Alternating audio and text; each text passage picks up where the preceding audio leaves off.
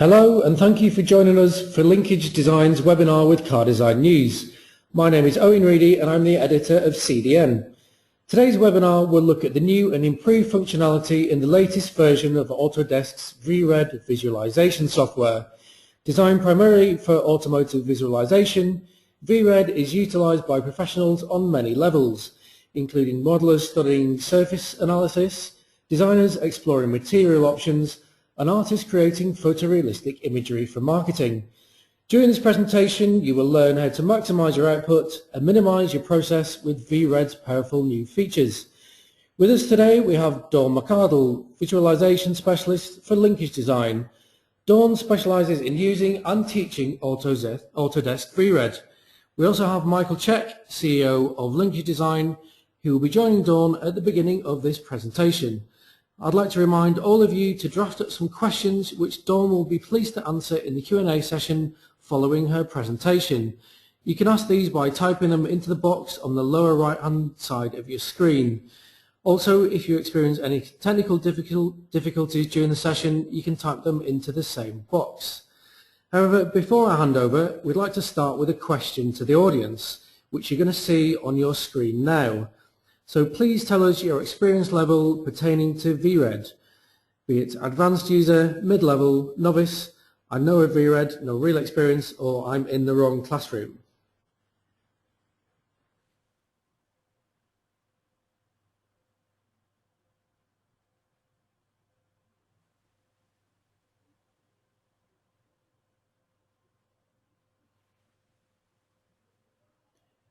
Just waiting for the final votes.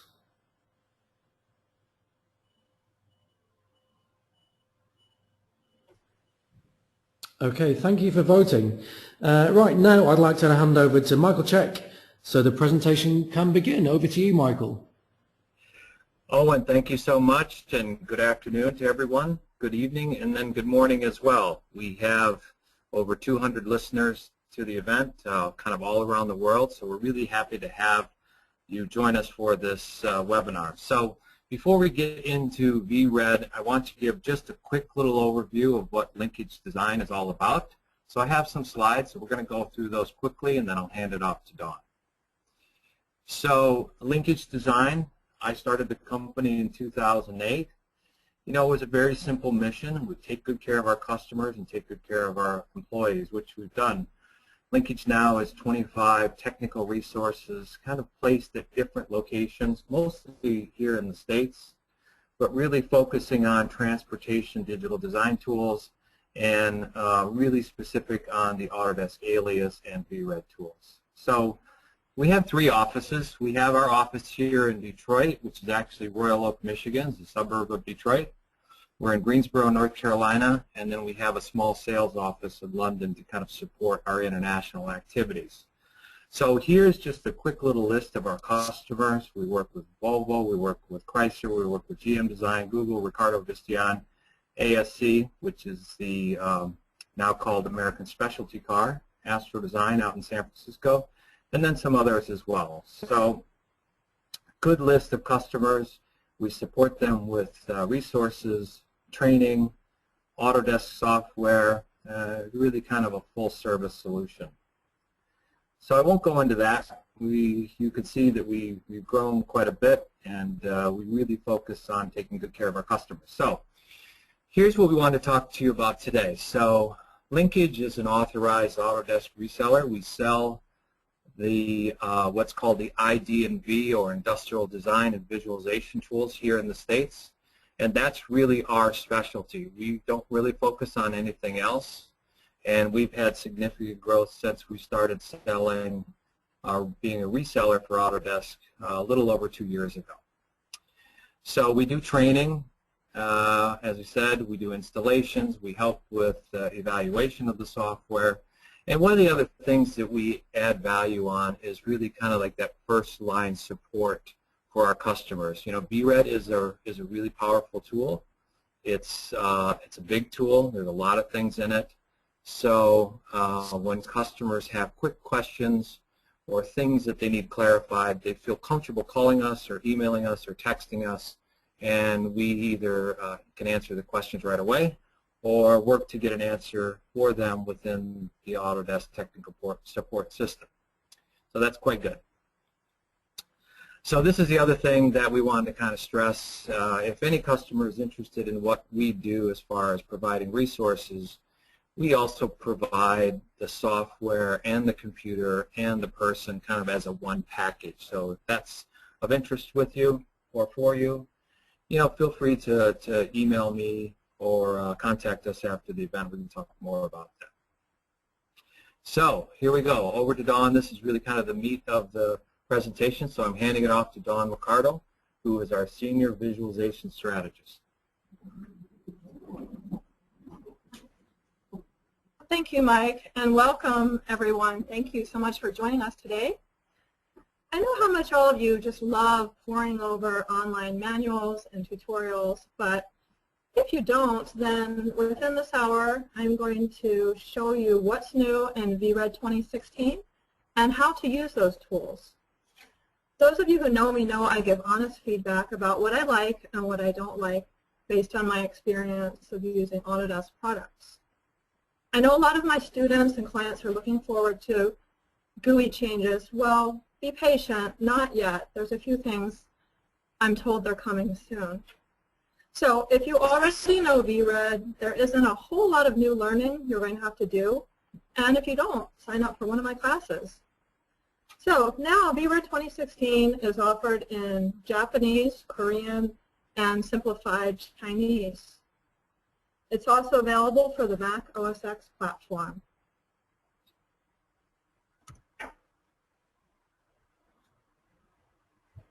I'm going to jump into VRED here and show you the interface. So if you go under Help and then Changes, you'll see there's this long list of new features, improvements, and bug fixes.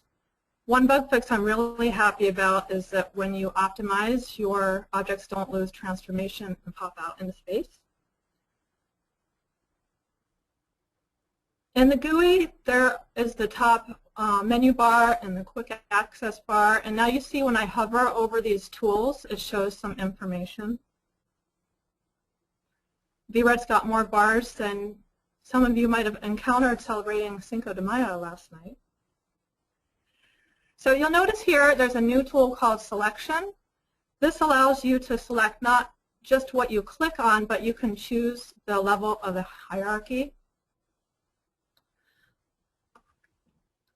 So I'm just going to zoom into this air valve stem, and you can see when I'm on component mode, that's what it's going to select. You can go to object mode, group mode. If I click in the same place, then it's going to select my group. That's just above that lowest part of the component in the hierarchy. Also, I can choose my selection by material. And notice there's a blue pre-selection now. So it's wherever I click, it's selecting all the surfaces that are assigned the same material. You can also select based on adjacency. Let me explain what that means. So here I've got this door piece, and I'm going to change my angle to 2. And if I have it on pick normal, no, I'm just going to change my volume. Can we hear me now? Because I was hearing a bit of an echo.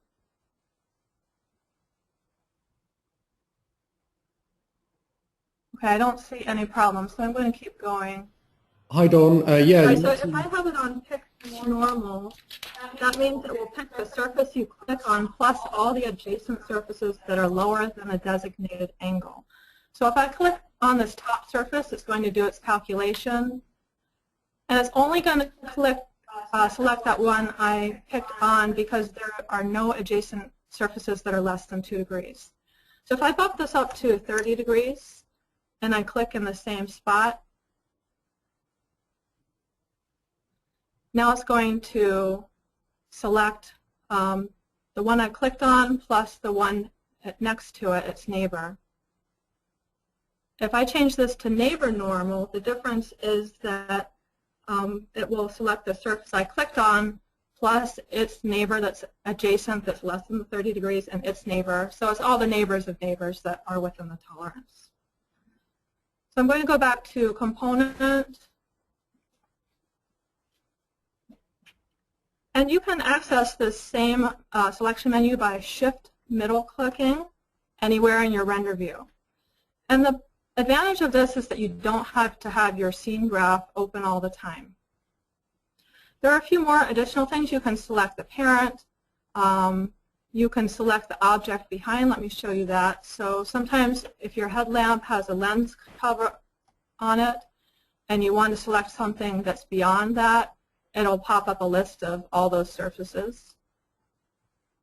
And say I do select that lens cover, and you may be used to doing Control-H to hide.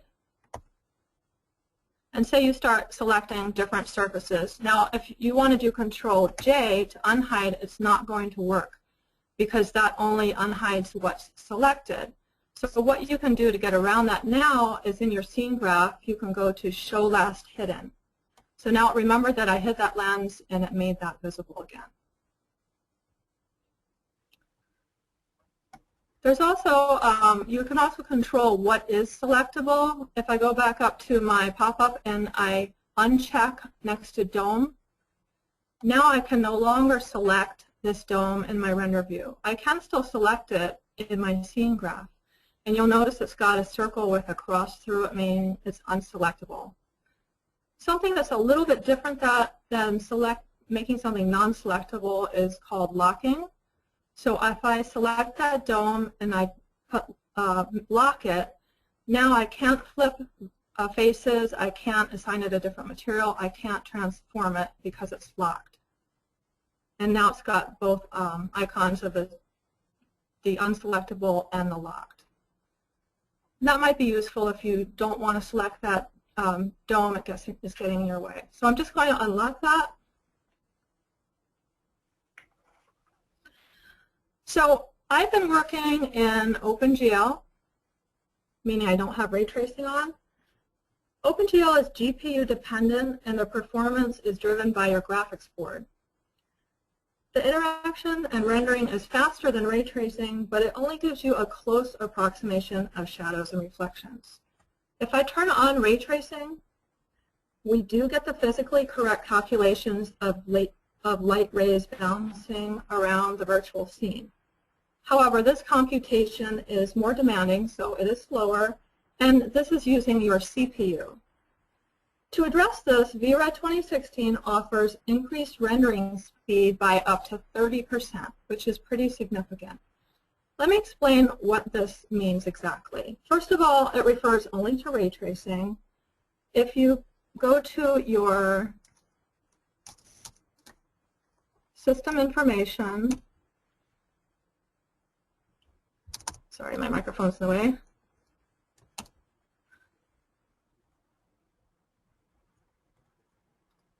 And if you look on your processor, if you have an Intel Haswell processor, you're going to see it's going to say an i3 through i7, which is slowest to fastest.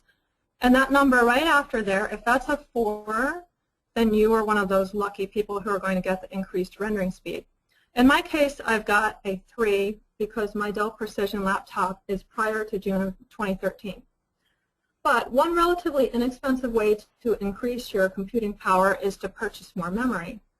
We just did this, and we are using Pipeline FX's Cube Render Farm Manager to tie all our Office computers together. So when we output renders, it's multiplied by the number of machines we have. Their support is excellent, by the way, and we are a reseller of Cube. So back to OpenGL. If you don't have the computing power for outputting ray trace renderings or live presentations, or say you've got a really heavy model, an alternative is to work in OpenGL. Now, by default, when you bring your model in and you have OpenGL, you will not get shadows in your render view. But what you can do is called calculate ambient occlusion. That's under Scene, And now it's called Bake Light and Shadows because now we have a few more options. So before we only had the option to calculate ambient occlusion. Now you can bake lights and shadows based on the lighting in your particular scene. This is a big improvement and a great new feature in my opinion. So this works with image-based lighting, meaning the light in your scene is cast from a surrounding geometry. You can see I've got a sun in my HDR that's mapped to this dome, and that is casting the light and shadows in that particular direction. It also works with object lights, such as any object you can turn into an object light by applying incandescence to its material.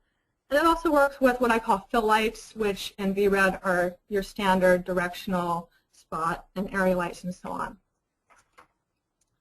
So let me show you what that looks like when it's through using some examples. So here is what the calculation looks like when it's just ambient occlusion. And this is calculating the light coming from all directions. The effect is like that of an overcast sky. It fills in the cracks and crevices, but it's not taking into account the direction of lighting in your scene. And here is the new feature being implemented. I've baked the lights and shadows based on my particular scene using my IBL lighting. So here's what my car looks like before I've calculated ambient occlusion, not ray traced using OpenGL. And here is the ambient occlusion calculation, and here's the light and shadows calculation in OpenGL. Now when I switch over to my ray trace version, I'm going to go back and forth. You can see that there's not a huge difference. You can get away with a lot more in OpenGL.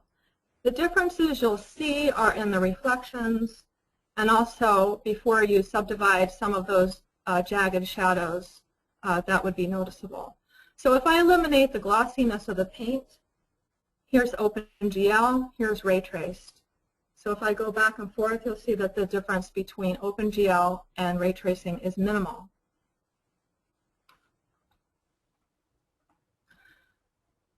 So a few things I've noticed, if you do subdivide, then I haven't found a way to undo that, and it does increase your file size. This is where you enable subdividing. So I do that on a as-needed basis per surface.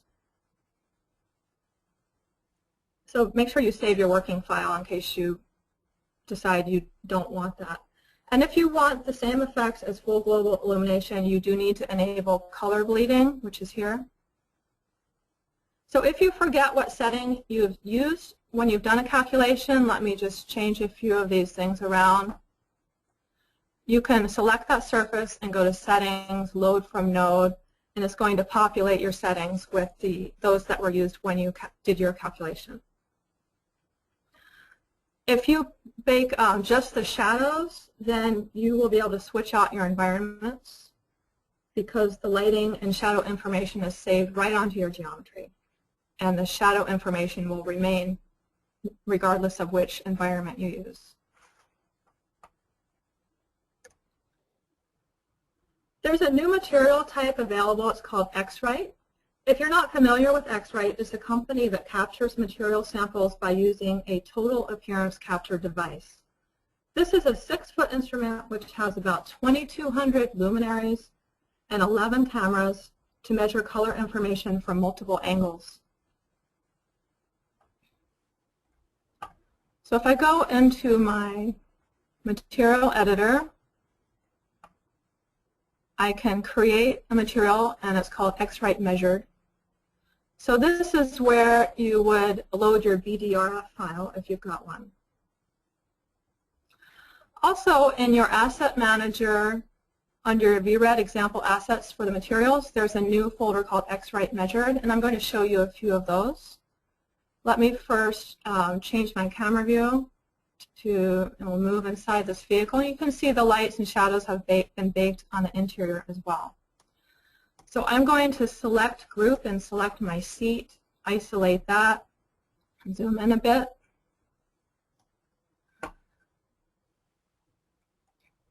So here's one called Basketball. You can get a preview of what that would look like. And here's a nice fabric one. There's a really nice leather, a brown leather. And I'm going to drag and dump this upholstery spacer material onto my seat.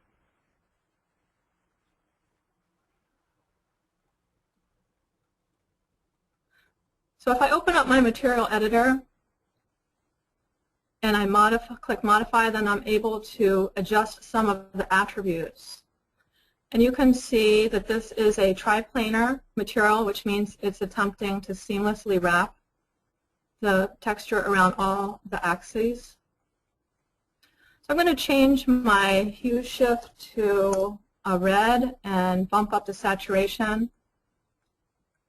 So you can see that now I'm affecting the color of my fabric.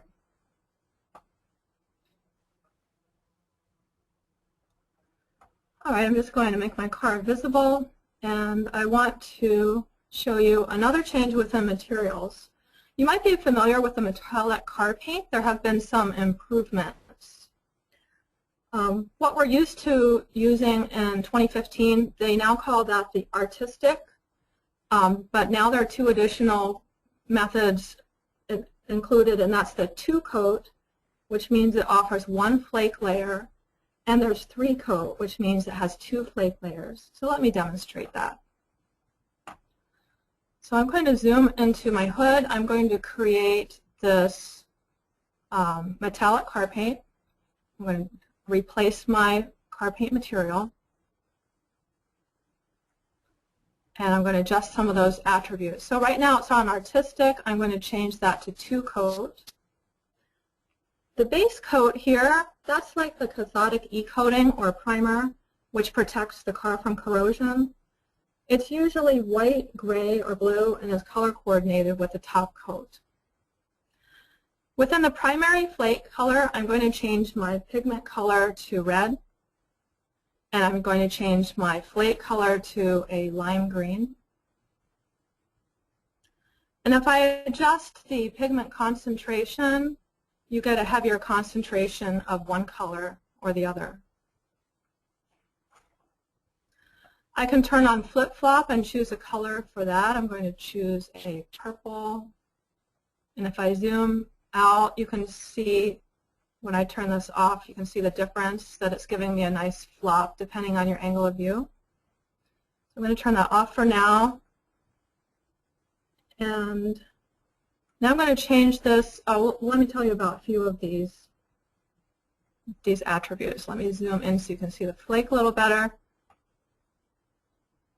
So the flake size is based on millimeters. I'm going to change that to 1 millimeter. The perturbation controls the randomness of the flake placement. I know it sounds like a bad word. I assure you it's not. The flake density controls the amount of flakes per area. And if you drag that down to 0, then that eliminates all the flakes, so there's none. And now I'll change that to 3-coat, and I get some more parameters open. I'm going to change this flake color to an orange.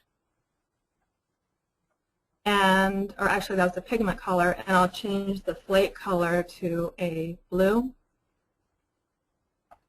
So now if I zoom out, you can see that I've got this hot pink Barbie car. You know I grew up playing with Barbie cars. But it is not using, I didn't enter pink into any of my color combinations, but it's taking into account all the colors I've chosen, and this is the perceived color. This is how layers of car paint work in the real world. There's one more attribute I want to show you, and that's the clear coat. Let me make that a yellow so you can see that a little bit better. The clear coat has a thickness attribute, and it's taking into account the index of refraction. So it's more or less apparent depending on your angle of view. All right, I'm just going to dump my original car paint back on there. And I want to talk about a new feature called Denoise. And that's located in your render settings under General Settings, and it's called Enable Denoise Filter for Ray Tracing. If you have that on, it reduces the noise for your renders. It's not a post-process, but after the image completes its sampling and all the ray tracing calculations are taken into account, the denoise is applied. Now, if you want to adjust the settings, those are located in your camera editor under the image processing tab. And if you go down to, there's a new tab here called noise reduction, and you can adjust the denoise filter threshold. Now, I lived in Pittsburgh for some years, and I like to compare VRED's interface to the roads there. They're curvy and beautiful and fun to drive on, but sometimes they can be very illogical. If you miss that 5-second warning around a bend that your exit's coming up, you'll have to go across several tunnels and bridges to get back where you started. But once you know the system, it makes perfect sense, and you can't imagine it any other way. Some of the tool functions in VRED are located in separate areas, but once you understand where they are, it'll all make sense. Where they are all located, it's going to make sense. So let me show you how denoise affects the image.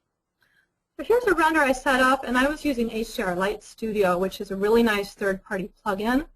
It lets you click right on the surface of your car to place the reflections of where your lights will be.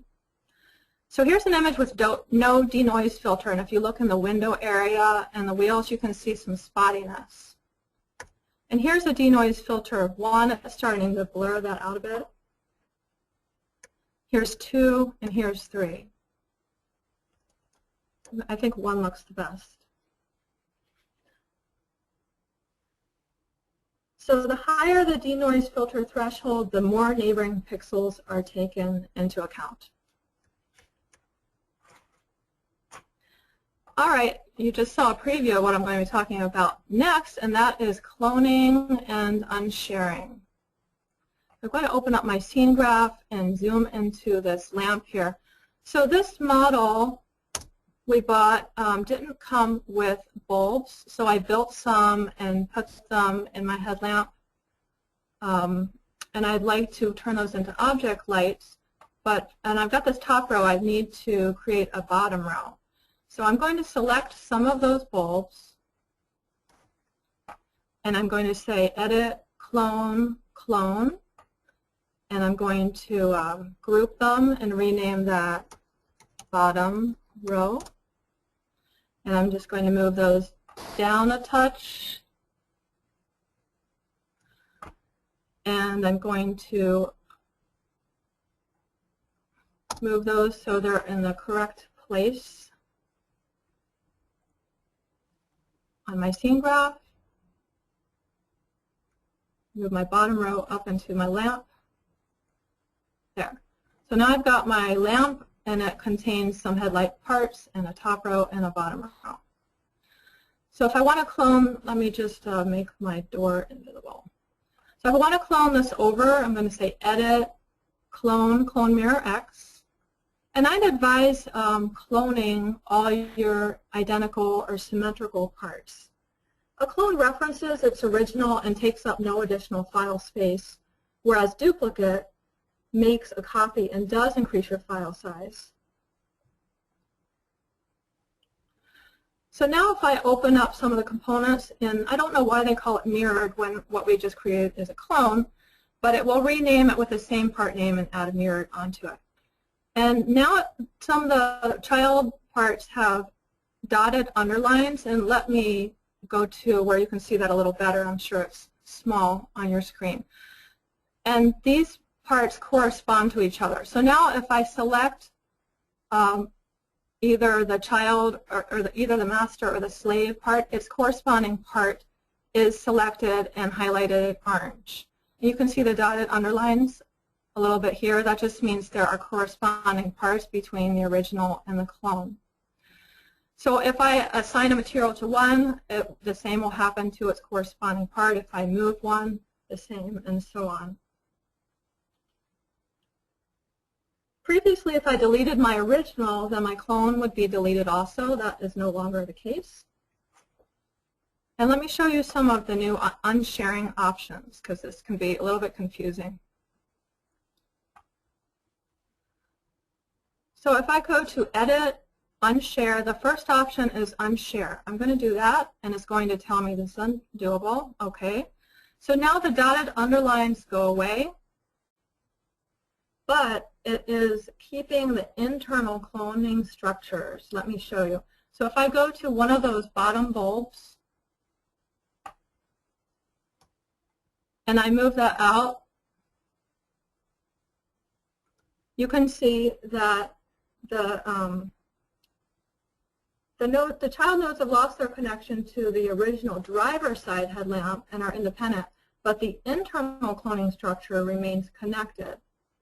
So the original sphere was cloned. It was cloned from moves with it, even though I don't have it selected. And the internal cloning structure of child nodes remains. However, the top driver headlamp node I had selected when unsharing is no longer connected. Let me just make my environment darker so you can see that a little bit better. There we go. And I'm going to repeat this process and show you the other two options. So I've got my headlamp, and I'm going to clone that again, and I'm going to move it up. And I'm going to select that and say, this time I'm going to say Edit Unshare, and I'm going to pick the middle option, which is Unshare Selected Node. I'm going to find my little bulb, and when I move this one out, it is referencing the original driver's side headlamp. So not only is the bottom row sphere referencing its top row original, but the passenger side parts are referencing the original driver lamp parts. The top node I selected when unsharing has lost its reference and is independent, but the children nodes are still connected to the original driver's side lamp. All right, I want to do this one more time. Select my lamp, clone that over. I'm going to move that up.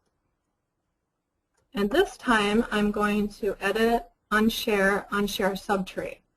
So Unshare Subtree is the same as what you're used to in 2015. It breaks all connections with what's selected and all the children nodes. So now if I find that little bulb, and I translate that out, it's not referencing anything. It's completely independent. All right, I'm just going to delete these mirrored lamps that I no longer need, and I'm going to turn my environment back on. So there's one more thing I want to show you today, and that is called the text overlay. And that's located under Scene Overlay Editor. So just like in any of the other VRED windows, the plus means you're going to create a new entity. So I hit plus, and this one I'm going to call text. And I'm going to start typing something in here. And you can change all kinds of things. You can change the font.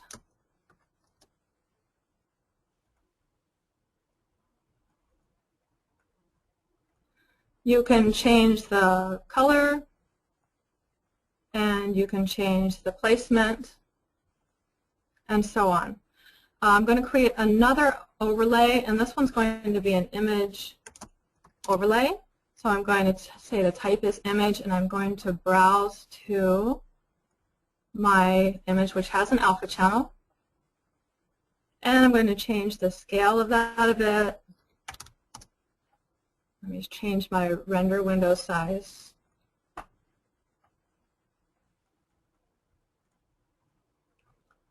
And I'm going to center that. And there we go. So you could put your company's logo or whatever works for you.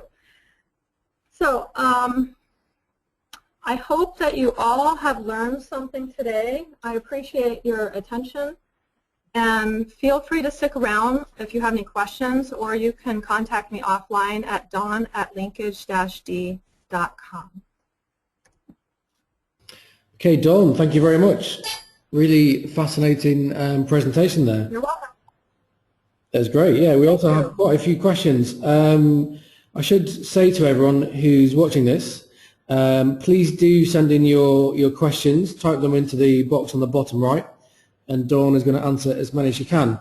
So let's start off with the first question. Are there any improvements to interoperability for common materials between Alias and VRED? Yes, there are.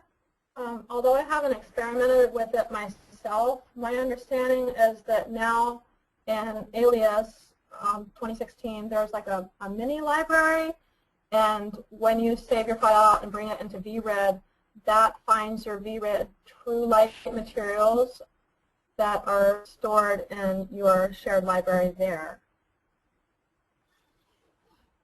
You can also, this is Mike, you can also still customize your materials and shaders, Yes. correct?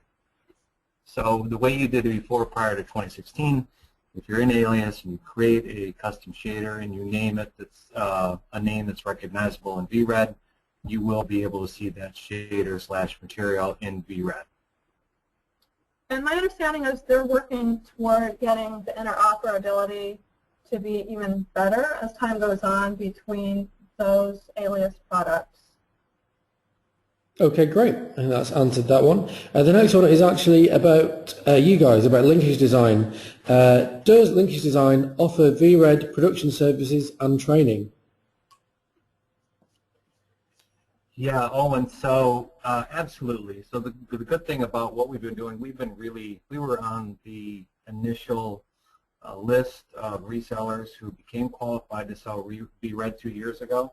So we've been using it for quite a while, not only for working with our customers to make sure that it works for them, but then also doing our own internal work for our customers as well. So we provide the software, certainly. We provide the support when you're evaluating it. We supply the support when you purchase it. We provide training, and that training can be done out of our training room here in Royal Oak or on-site at customer locations. And then, you know, as Don was saying in the presentation, we now provide the Pipeline FX product called Cube, which is a really good render manager. So we have our own render farm set up here in our studio in Royal Oak, and we can do render activities or render work for you, or, you know, teach you how to use the Pipeline product that you can use it yourself at your site as well. So a lot of different ways that we can work in that capacity. So that's a good question. Okay. Another question is, can you set up variants for the overlay feature? And that's from Rob. Oh, that's a great question, Rob. And you know what, I haven't tried that, but let me see if there is something under variants where I could get you an answer quickly. If not, oh yeah, there is an overlay tab. So yes, I believe that there is. And if you can't figure out how to do it, feel free to contact me and we can work through that together. Okay. Is there something new to adjust the shadows? I don't hear. Oh, sorry. Hello? Oh, no, go on. Yes. So the next question is there something new to adjust the shadows? And that's from Xavier. Is there something new to adjust the shadows? And what was the next thing you said? And that's from Xavier. Okay. Is the person who asked the Well, question. adjust the shadows. Well, there is the baking that I went over where you can bake the lighting in your scene, but as far as the shadows, that has to do with your shadow material. And as far as I know, I don't know if there are any new attributes in there. It doesn't look like it. So your shadow material is assigned to your ground plane, and it's only visible where the shadow exists. It's transparent everywhere else. So I know you can adjust the occlusion intensity, and that would make it lighter or darker. You can adjust the color of it. but I don't know that there is anything different in this version that was available before. Okay, great. And the next one, I suppose, is related directly to your presentation. Do you have any tips to do realistic glows in the headlights? And that's from Mike. Okay, Mike, what I find works well is, like I was talking about, the better your model, the better your render. So if you have a bulb model, and here I'm just using spheres, but if you have an actual bulb, what you do is assign a material to the coil within that bulb, and then you can create any material. Say I'm just going to make a plastic, and then in your incandescence tab you want to give that a number other than 0, and you want to drag that out all the way out to white, or something that's not black. And then you would turn on use as light source. This works for ray tracing only. And just one little buggy thing I found is I like to uncheck cast shadow on shadow material, because sometimes if you don't, you'll have trouble with the transparency in that ground plane. So if you do that and then you assign that to all your bulbs or your bulb parts, then you can get some really realistic results. And to take that one step farther, under your camera editor, under image processing, there is glow and glare that you can turn on. So if you check on, you can see this, I've turned on use glow, and you can adjust the amount of that. And glare means it gives like star points around it, so you can make those adjustments as well. One word of warning, this does really increase your render speed. So my recommendation would be to render out a separate path, so just your glows and composite them in post. Great, some good advice there. The next question is again about Linkage. Does Linkage offer first-line support to VRED customers? Yeah, absolutely, Owen. We do. And as we described in the body of the presentation, we provide not only that support for our customers, but for people who are evaluating it. And that's actually a really important thing, is that Autodesk does a really good job of allowing you to evaluate the software. There are some online things, and we always recommend that you guys go to our YouTube page, which Dawn did a series of webinars last year. There are 4 of them there. They're really well done. So you can use that to support your evaluation. But, we're always available via email or calls to help get you through a particular situation where you just need a quick answer. We are actually really good, and we kind of pride ourselves on making sure that we respond quickly. And if you haven't tried VRED, you can get a 30-day trial online and check it out. And I found that you can learn this program very quickly. A lot of my students have enough of an understanding within a week to feel that they can use it professionally. Great. We also have a question about pricing from Michael Ellis, but I guess what we'll do is pass on your details to the guys at Linkage, and they, I'm sure, will be happy to quote you for whatever you need. So moving on to the next question, which is also pricing related. Is VRED bundled within any other Autodesk products? Yeah, that's a good question, and the timing is actually quite good for that. So if any of you have been long-time Alias users and customers, you know that Auto Studio used to be the name of the product, which was the high-end solution for Alias. That went away for a while. It was called Automotive, but in the 2015 version, they brought Auto Studio name back. So that's your new high-end solution. So this year in 2016, it not only has all the functionality that you've had previously with all of your Alias tools for modeling and evaluation, etc. It also now is a bundle. So the bundle includes Sketchbook Pro. It includes Maya, which is actually quite cool that you get Maya in the product. You also get VRED. Now you get VRED Design. You don't get VRED Pro, and there's 2 differences there, and the price is pretty significantly different. But VRED Design allows you to do a lot of the things that Dawn had shown. It doesn't allow you to do immersion through Oculus Rift or any of those other devices. And there's some other things that are missing in VRED Design that aren't in VRED Pro. But the cool thing is you get this nice little bundle, and in addition to that, the last thing, which is a new tool, is called SpeedForm. And SpeedForm is within AutoStudio. It's a nice hybrid poly modeling tool that allows you to do quick scan data, point cloud fitting, sections through, things like that. And there's a lot more to it, but if anybody's interested in what's going on with SpeedForm, I know that's a separate subject, you can always go to the Autodesk website to look it up or ask us to give you some more detail. Yeah? Great, okay, I think we've got time for one more question. Does VRED support immersive devices? And can you give us an example, please? Yes, that's a great question, and it does, and that's only the Pro, right? Yeah. So let me just hop back out of here so I can show you where you would find that. So under View, Display, you can see some of these. One that's gaining a lot of popularity, especially in the larger automotive companies, is the Oculus Rift, which is here. I don't know if you can see that because it's grayed out. I'm not connected to Oculus Rift.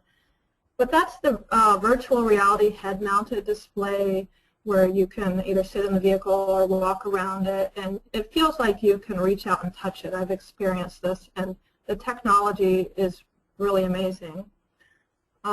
Also, there is under visualization and then stereo. Right now it's disabled, but there's a bunch of different options for those 3D glasses, and that only works with stereo monitor, but the results, that is very effective, and I've been really impressed. I've seen my vehicle set up at different functions, and that's great for if you're doing presentations and you want to show your client or some other people what you've done.